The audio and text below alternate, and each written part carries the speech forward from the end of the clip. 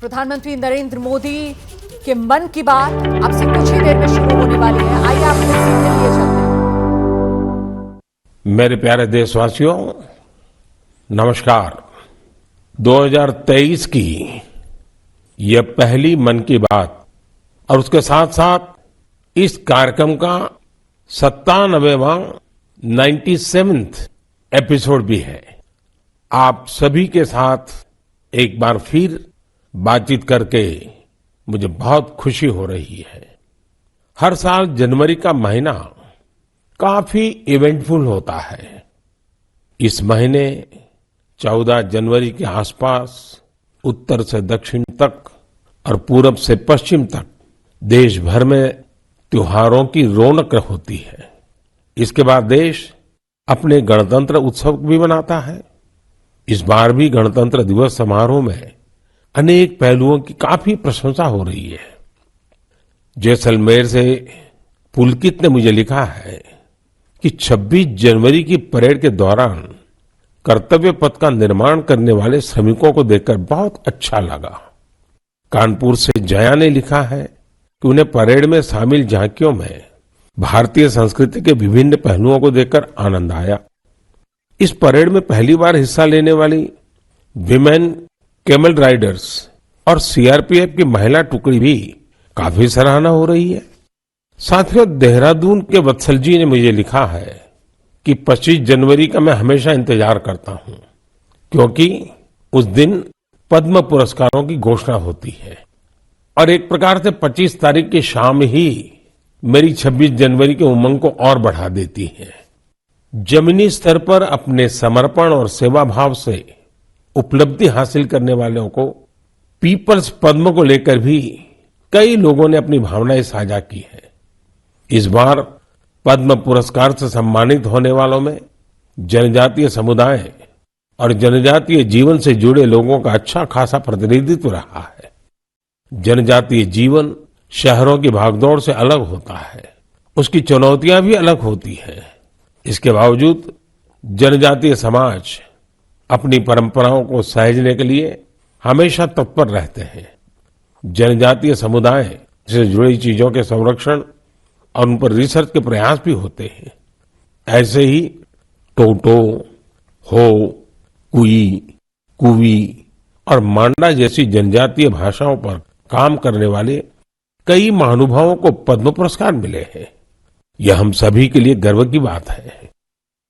धानीराम टोटो, जानूम सी soy और B Ramakrishna Reddy ji के नाम अब तो पूरा देश उनसे परिचित हो गया है। सिद्दी, जारवा और ओंगे जैसे आदि जनजाति के साथ काम करने वाले लोगों को भी इस बार सम्मानित किया गया है। जैसे हीराबाई लोबी, रतन चंद्र कार और ईश्वर चंद्र वर्मा जी। जनजातीय समुदाय हमारी धरती, हमारी विरासत का अभिन्न हिस्सा रहे हैं। देश और समाज के विकास में उनका योगदान बहुत महत्वपूर्ण है। उनके लिए काम करने वाले व्यक्तित्वों का सम्मान नई पीढ़ी को भी प्रेरित करेगा। इस वर्ष पद्म पुरस्कारों की गूंज उन इलाकों में भी सुनाई दे रही है जो नक्सल प्रभावित हुआ करते थे। अपने प्रयासों से नक्सल प्रभावित क्षेत्रों में गुमराह युवकों को सही राह दिखाने वालों को पद्म पुरस्कारों से सम्मानित किया गया है। इसके लिए कांकेर में लकड़ी पर नक्काशी करने वाले अजय कुमार मंडावी और गढ़चिरौली के प्रसिद्ध झाड़ीपट्टी रंगभूमि से जुड़े परशुराम कोमाजी खुणे को भी ये सम्मान मिला है। इसी प्रकार नॉर्थ ईस्ट में अपनी संस्कृति के संरक्षण में जुटे राम कुई बांगवे न्यूमे, विक्रम बहादुर जमातिया और कर्मा वांगचू को भी सम्मानित किया गया है। साथियों, इस बार पद्म पुरस्कार से सम्मानित होने वालों में कई ऐसे लोग शामिल हैं जिन्होंने संगीत की दुनिया को समृद्ध किया है। कौन होगा जिसको संगीत पसंद न हो? हर किसी की संगीत की पसंद अलग अलग हो सकती है, लेकिन संगीत हर किसी के जीवन का हिस्सा होता है। इस बार पद्म पुरस्कार पाने वालों में वो लोग हैं जो संतूर, बम्हुम, द्वितारा जैसे हमारे पारंपरिक वाद्य यंत्र की धुन बिखेरने में महारत रखते हैं। गुलाम मोहम्मद जाज, मोआसू पाऊ, सिंहबोर कुरकालाऊ, मुनि वेंकटप्पा और मंगल कांति राय, ऐसे कितने ही नाम हैं जिनकी चारों तरफ चर्चा हो रही है। साथियों, पद्म पुरस्कार पाने वाले अनेक लोग हमारे बीच के वो साथी हैं जिन्होंने हमेशा देश को सर्वोपरि रखा, राष्ट्र प्रथम के सिद्धांत के लिए अपना जीवन समर्पित कर दिया। वो सेवा भाव से अपने काम में लगे रहे और इसके लिए उन्हें कभी किसी पुरस्कार की आशा नहीं की। वो जिनके लिए काम कर रहे हैं उनके चेहरे का संतोष ही उनके लिए सबसे बड़ा अवार्ड है। ऐसे समर्पित लोगों को सम्मानित करके हम देशवासियों का गौरव बढ़ा है। मैं सभी पद्म पुरस्कार विजेताओं के नाम भले ही यहां नहीं ले पाऊं, लेकिन आपसे मेरा आग्रह जरूर है कि आप पद्म पुरस्कार पाने वाले इन महानुभावों के प्रेरक जीवन के विषय में विस्तार से जानें और औरों को भी बताएं। साथियों, आज जब हम आजादी के अमृत महोत्सव के दौरान गणतंत्र दिवस की चर्चा कर रहे हैं, तो मैं यहां एक दिलचस्प किताब का भी जिक्र करूंगा। कुछ हफ्ते पहले ही मुझे मिली इस बुक में एक बहुत ही इंटरेस्टिंग सब्जेक्ट पर चर्चा की गई है। इस बुक का नाम India the mother of democracy है और इसमें कई बेहतरीन एसेज है। भारत दुनिया का सबसे बड़ा लोकतंत्र है और हम भारतीयों को इस बात का गर्व भी है कि हमारा देश मदर ऑफ डेमोक्रेसी भी है। लोकतंत्र हमारी रगों में है, हमारी संस्कृति में है। सदियों से यह हमारे कामकाज का भी एक अभिन्न हिस्सा रहा है। स्वभाव से हम एक डेमोक्रेटिक सोसाइटी है। डॉक्टर अंबेडकर ने बौद्ध भिक्षु संघ की तुलना भारतीय संसद से की थी। उन्होंने उसे एक ऐसी संस्था बताया था जहां मोशंस, रिजोल्यूशंस, कोरम, वोटिंग और वोटों की गिनती के लिए कई नियम थे। बाबा साहब का मानना था कि भगवान बुद्ध को इसकी प्रेरणा उस समय की राजनीतिक व्यवस्थाओं से मिली होगी। तमिलनाडु में एक छोटा लेकिन चर्चित गांव है उतिर मेरूर। यहां 1100-1200 साल पहले का एक शिलालेख दुनिया भर को अचंभित करता है। यह शिलालेख एक मिनी कॉन्स्टिट्यूशन की तरह है। इसमें विस्तार से बताया गया है कि ग्राम सभा का संचालन कैसे होना चाहिए और उसके सदस्यों के चयन की प्रक्रिया क्या हो। हमारे देश के इतिहास में डेमोक्रेटिक वैल्यूज का एक और उदाहरण है 12वीं सदी के भगवान बसवेश्वर का अनुभव मंडपम। यहां फ्री डिबेट और डिस्कशन को प्रोत्साहन दिया जाता था। आपको ये जानकर हैरानी होगी कि यह माग्ना कार्टा से भी पहले की बात है। वारंगल के काकीय वंश के राजाओं की गणतांत्रिक परंपराएं भी बहुत प्रसिद्ध थी। भक्ति आंदोलन ने पश्चिमी भारत में लोकतंत्र की संस्कृति को आगे बढ़ाया। बुक में सिख पंथ की लोकतांत्रिक भावना पर भी एक लेख को शामिल किया गया है, जो गुरु नानक देव जी के सर्वसम्मति से लिए गए निर्णयों पर प्रकाश डालता है। मध्य भारत की उरांव और मुंडा जनजातियों में कम्युनिटी ड्रिवन और कॉन्सेंसस ड्रिवन डिसीजन पर भी इस किताब में अच्छी जानकारी है। आप इस किताब को पढ़ने के बाद महसूस करेंगे कि कैसे देश के हर हिस्से में सदियों से लोकतंत्र की भावना प्रवाहित होती रही है। मदर ऑफ डेमोक्रेसी के रूप में हमें निरंतर इस विषय का गहन चिंतन भी करना चाहिए, चर्चा भी करना चाहिए और दुनिया को अवगत भी कराना चाहिए। इससे देश में लोकतंत्र की भावना और प्रगाढ़ होगी। मेरे प्यारे देशवासियों, अगर मैं आपसे पूछूं कि योग दिवस और हमारे विभिन्न तरह के मोटे अनाजों मिलेट्स में क्या कॉमन है, तो आप सोचेंगे ये भी क्या तुलना हुई। अगर मैं आपसे कहूं कि दोनों में काफी कुछ कॉमन है तो आप हैरान हो जाएंगे। दरअसल संयुक्त राष्ट्र ने इंटरनेशनल योगा डे और इंटरनेशनल ईयर ऑफ मिलेट्स दोनों का ही निर्णय भारत के प्रस्ताव के बाद लिया है। दूसरी बात ये कि योग भी स्वास्थ्य से जुड़ा है और मिलेट्स भी सेहत में महत्वपूर्ण भूमिका निभाता है। तीसरी बात और महत्वपूर्ण है, दोनों ही अभियानों में जन भागीदारी की वजह से क्रांति आ रही है। जिस तरह लोगों ने व्यापक स्तर पर सक्रिय भागीदारी करके योग और फिटनेस को अपने जीवन का हिस्सा बनाया है, उसी तरह मिलेट्स को भी लोग बड़े पैमाने पर अपना रहे हैं। लोग अब मिलेट्स को अपने खान पान का हिस्सा बना रहे हैं। इस बदलाव का बहुत बड़ा प्रभाव भी दिख रहा है। इससे एक तरफ वो छोटे किसान बहुत उत्साहित हैं जो पारंपरिक रूप से मिलेट्स का उत्पादन करते थे। वो इस बात से बहुत खुश हैं कि दुनिया अब मिलेट्स का महत्व समझने लगी है।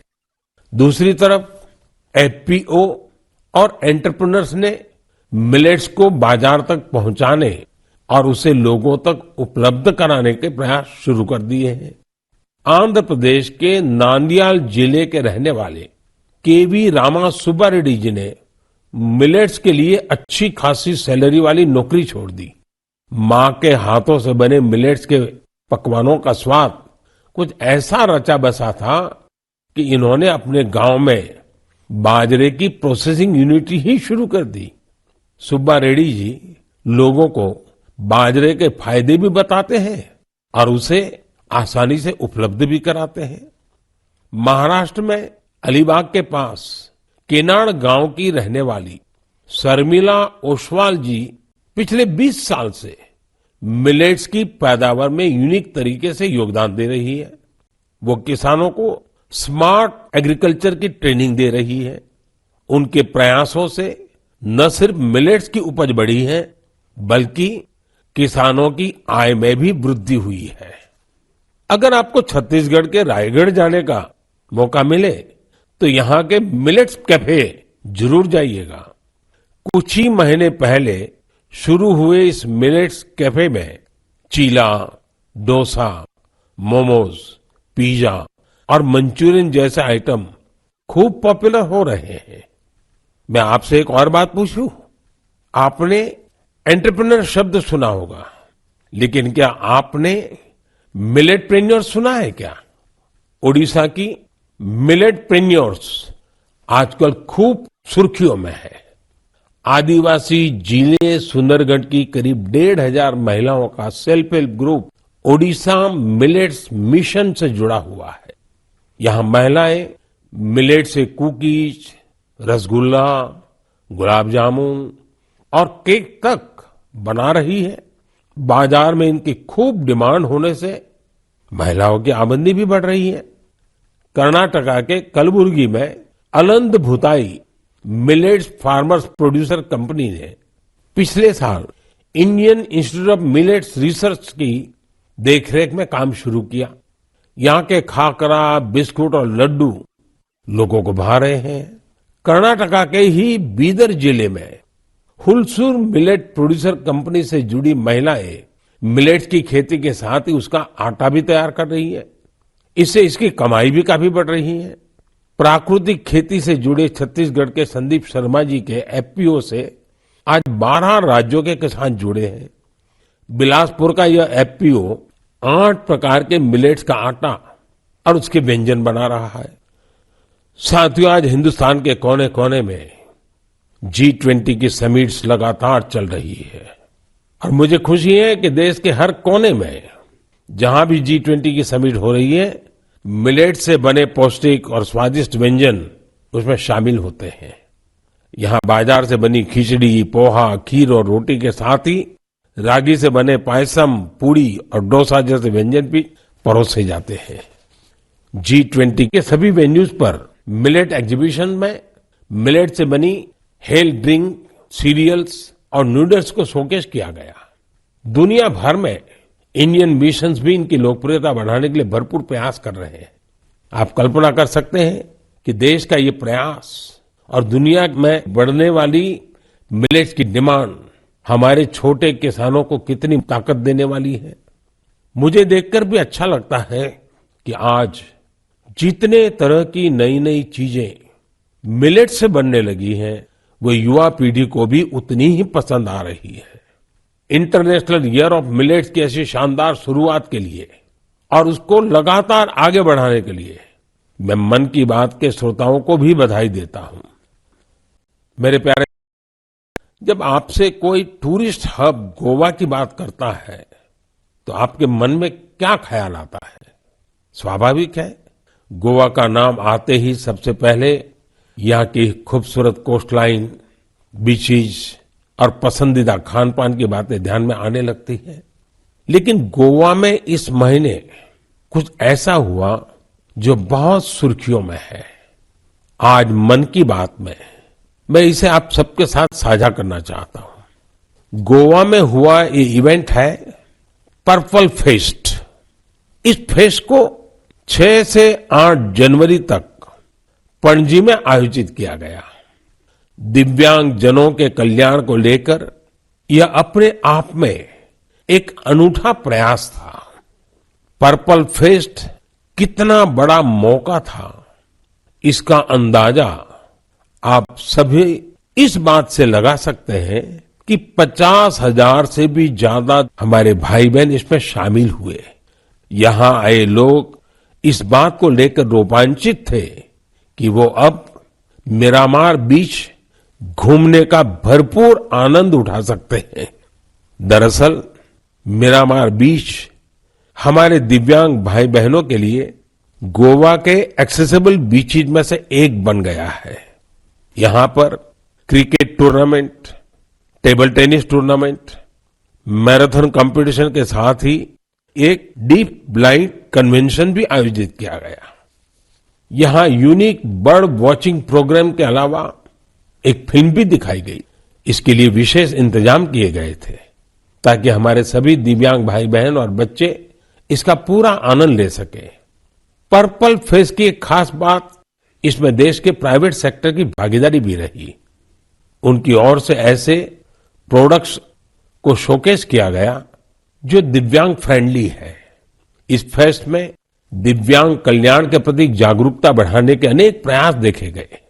पर्पल फेस्ट को सफल बनाने के लिए मैं इसमें हिस्सा लेने वाले सभी लोगों को बधाई देता हूं।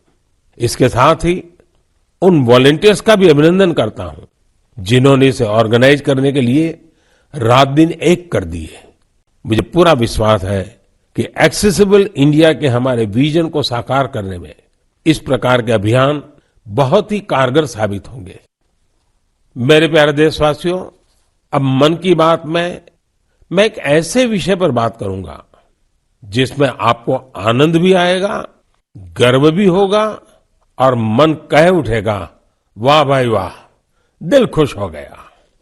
देश के सबसे पुराने साइंस इंस्टीट्यूशंस में से एक बेंगलुरु का इंडियन इंस्टीट्यूट ऑफ साइंस यानी IISc एक शानदार मिसाल पेश कर रहा है। मन की बात में मैं पहले इसकी चर्चा कर चुका हूं कि कैसे इस संस्थान की स्थापना के पीछे भारत की 2 महान विभूतियां जमशेदजी टाटा और स्वामी विवेकानंद की प्रेरणा रही है। तो आपको और मुझे आनंद और गर्व दिलाने वाली बात यह है कि साल 2022 में इस संस्थान के नाम कुल 145 पेटेंट्स रहे हैं। इसका मतलब है हर 5 दिन में 2 पेटेंट्स। ये रिकॉर्ड अपने आप में अद्भुत है। इस सफलता के लिए मैं IISc की टीम को भी बधाई देना चाहता हूं। साथियों, आज पेटेंट फाइलिंग में भारत की रैंकिंग 7वीं और ट्रेडमार्क्स में 5वीं है। सिर्फ पेटेंट्स की बात करें तो पिछले 5 वर्षों में इसमें करीब 50% की वृद्धि हुई है। ग्लोबल इनोवेशन इंडेक्स में भी भारत की रैंकिंग में जबरदस्त सुधार हुआ है, और अब वो 40वें पर आ पहुंची है, जबकि 2015 में भारत ग्लोबल इनोवेशन इंडेक्स में 80 नंबर के भी पीछे था। एक और दिलचस्प बात मैं आपको बताना चाहता हूं। भारत में पिछले 11 वर्षों में पहली बार डोमेस्टिक पेटेंट फाइलिंग की संख्या फॉरेन फाइलिंग से अधिक देखी गई है। ये भारत के बढ़ते हुए वैज्ञानिक सामर्थ्य को भी दिखाता है। साथियों, हम सभी जानते हैं कि 21वीं सदी की ग्लोबल इकोनॉमी में नॉलेज ही सर्वोपरि है। मुझे विश्वास है कि भारत के टेकेड का सपना हमारे इनोवेटर्स और उनके पेटेंट्स के दम पर जरूर पूरा होगा। इससे हम सभी अपने ही देश में तैयार वर्ल्ड क्लास टेक्नोलॉजी और प्रोडक्ट का भरपूर लाभ ले सकेंगे। मेरे प्यारे देशवासियों, नमो ऐप पर मैंने तेलंगाना के इंजीनियर विजय जी की एक पोस्ट देखी। इसमें विजय जी ने ई वेस्ट के बारे में लिखा है। विजय जी का आग्रह है कि मैं मन की बात में इस पर चर्चा करूं। इस कार्यक्रम में पहले भी हमने वेस्ट टू वेल्थ यानी कचरे से कंचन के बारे में बातें की है, लेकिन आइए आज इसी से जुड़ी ई वेस्ट की चर्चा करते हैं।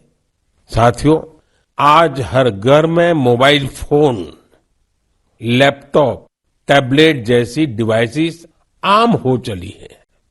देश भर में इनकी संख्या बिलियंस में होगी। आज के लेटेस्ट डिवाइस भविष्य के ई वेस्ट भी होते हैं। जब भी कोई नई डिवाइस खरीदता है या फिर अपनी पुरानी डिवाइस को बदलता है, तो यह ध्यान रखना जरूरी हो जाता है कि उसे सही तरीके से डिस्कार्ड किया जाता है या नहीं। अगर ई वेस्ट को ठीक से डिस्पोज नहीं किया गया तो यह हमारे पर्यावरण को भी नुकसान पहुंचा सकता है।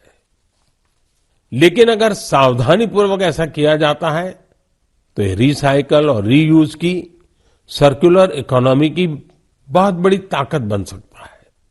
संयुक्त राष्ट्र की एक रिपोर्ट में बताया गया था कि हर साल 50 मिलियन टन ई वेस्ट फेंका जा रहा है। आप अंदाजा लगा सकते हैं कि कितना होता है।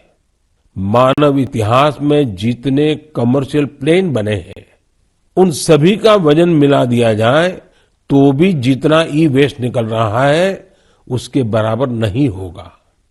ये ऐसा है जैसे हर सेकंड 800 लैपटॉप फेंक दिए जा रहे हो।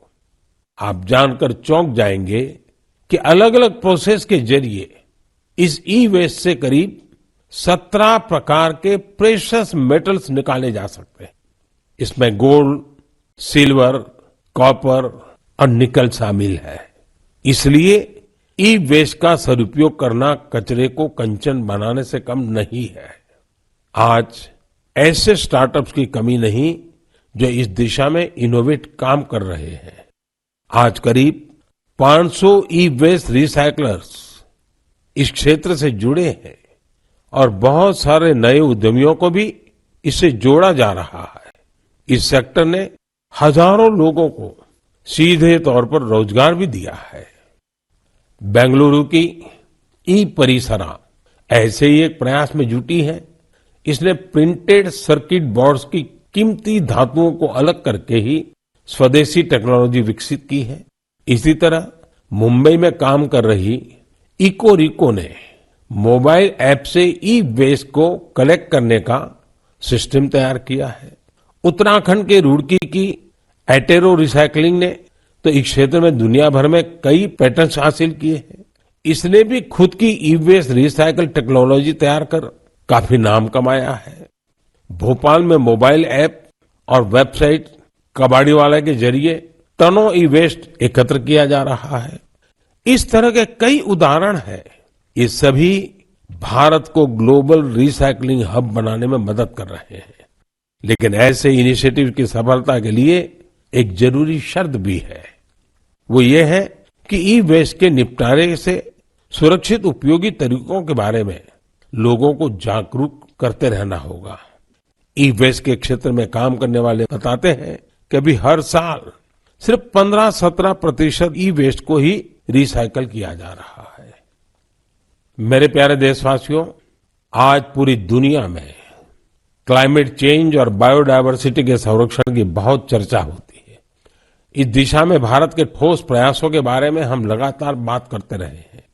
भारत ने अपने वेटलैंड्स के लिए जो काम किया है वो जानकर आपको भी बहुत अच्छा लगेगा। कुछ श्रोता सोच रहे होंगे कि वेटलैंड्स क्या होता है। वेटलैंड साइट्स यानी वो स्थान जहां दलदली मिट्टी जैसी जमीन पर साल भर पानी जमा रहता है। कुछ दिन बाद 2 फरवरी को ही वर्ल्ड वेटलैंड्स डे है।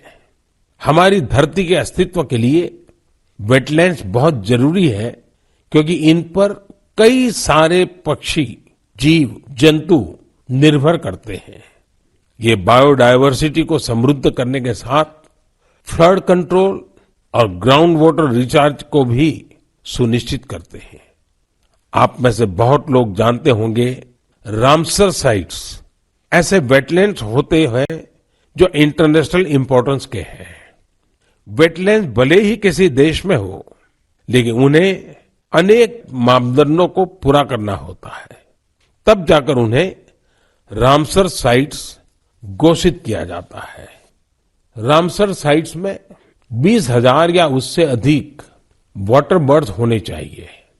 स्थानीय मछली की प्रजातियों का बड़ी संख्या में होना जरूरी है।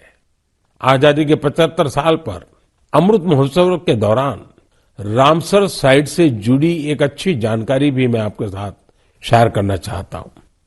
हमारे देश में अब रामसर साइट्स की कुल संख्या 75 हो गई है, जबकि 2014 के पहले देश में सिर्फ 26 रामसर साइट्स थी। इसके लिए स्थानीय समुदाय बधाई के पात्र हैं, जिन्होंने इस बायोडायवर्सिटी को संजो कर रखा है।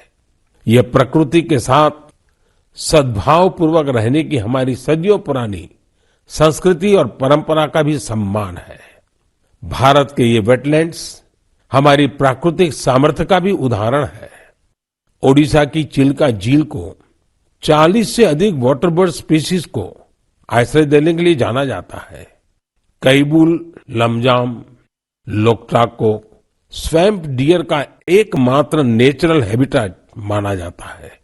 तमिलनाडु के वेर्थांगल को 2022 में रामसर साइट घोषित किया गया। यहाँ की बर्ड पॉपुलेशन को संरक्षित करने का पूरा श्रेय आसपास के किसानों को जाता है। कश्मीर में पंजाथ नाग समुदाय एनुअल फ्रूट ब्लॉसम फेस्टिवल के दौरान एक दिन को विशेष तौर पर गांव के झरने की साफ सफाई में लगाता है।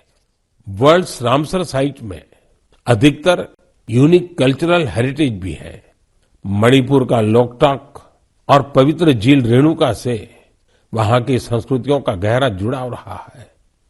इसी प्रकार संभार का नाता मां दुर्गा के अवतार शाकंभरी देवी से भी है। भारत में वेटलैंड्स का ये विस्तार उन लोगों की वजह से संभव हो पा रहा है जो रामसर साइट्स के आसपास रहते हैं। मैं ऐसे सभी लोगों की बहुत सराहना करता हूं। मन की बात के श्रोताओं की तरफ से उन्हें शुभकामनाएं देता हूं। मेरे प्यारे देशवासियों, इस बार हमारे देश में, खासकर उत्तर भारत में खूब कड़ाके की सर्दी पड़ी। इस सर्दी में लोगों ने पहाड़ों पर बर्फबारी का मजा भी खूब लिया। जम्मू कश्मीर से कुछ ऐसी तस्वीरें आई जिन्होंने पूरे देश का मन मोह लिया। सोशल मीडिया पर तो पूरी दुनिया के लोग इन तस्वीरों को पसंद कर रहे हैं। बर्फबारी की वजह से हमारी कश्मीर घाटी हर साल की तरह इस बार भी बहुत खूबसूरत हो गई है। जैसे ही घड़ी का काटा दोपहर 2:30 पे आए, बबीता जी का दिल सास बहू साजिश के लिए मचल जाए। और ये है इनकी बहू, पूरे दिन ऑफिस की टेंशन हो जाए गॉन जब ये करें अपना फेवरेट शो फ्री टाइम पे ऑन। इनकी तरह आप भी देखिए अपना फेवरेट शो अपने टाइम पर और डाउनलोड कीजिए एबीपी लाइव ऐप अपने स्मार्ट टीवी पर।